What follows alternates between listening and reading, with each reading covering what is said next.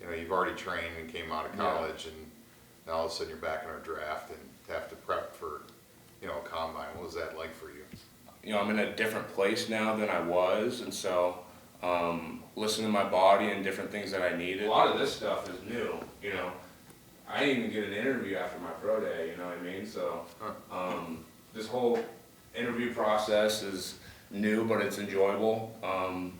I enjoy it, and I think it's fun to talk ball and conversate with you guys. Let's step away from football a little bit. Tell us a little bit about your family background. Who's the biggest influence in your life right now, and why?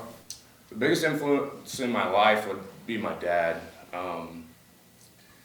For many reasons, he's an awesome man of faith. My grandma and grandpa are pastors, and he raised my family up in the standard of this is who we are and this is who we're gonna be. He pushes me every day.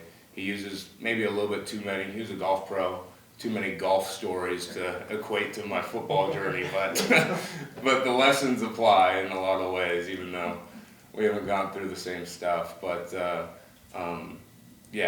he's been one of my biggest advocates too. He believes in me, more than I've believed in myself at times. Was I reading something that said you was talking to Singleton?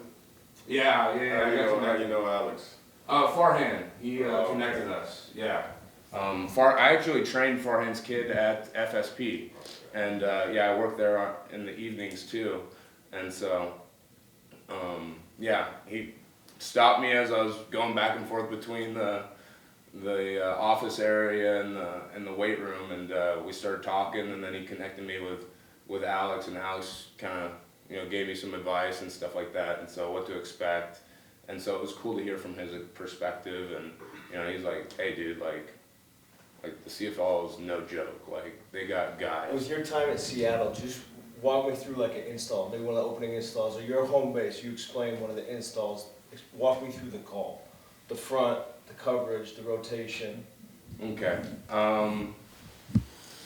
So our base call is tight zone, tight soft fire zone, and so we've been in a tight front. So we're in. I think we're in 2-4s, the inside guys and the head-up guy, and then we had outside linebackers on the outside.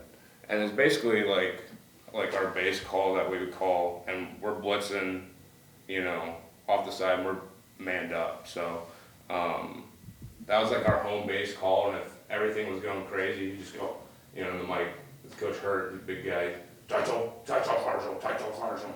And so, Sound like Jordan, didn't What was the run fix like? yeah, so you either had the A or the C gap. Mm-hmm.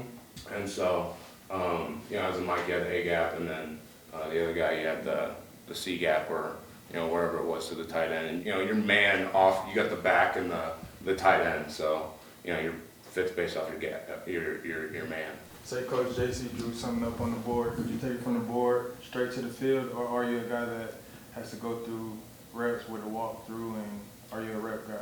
I like to consider myself a smart guy, and I do think I am a smart guy, but I think I'm smart because I work really hard at it, and I just drill it in my mind over and over, and so that's a lot of board work, right, because you can only get so many reps on the field, but I think having all that and drilling it in your mind that way, and then even be able to walk through it and stuff like that, I think, at this point I can walk through coverage or take something from the board and go run it. But being able to kind of hit it from every direction, I think is the best way to do it. Not that I couldn't do it just straight from the board to the field. I think I could, but I think hitting it from kind of every angle, I think is the best way to learn in general, and probably for me. Joel, our time's up with you, man. It was so nice chatting with you guys. Yeah. Thank you. Good luck through the process.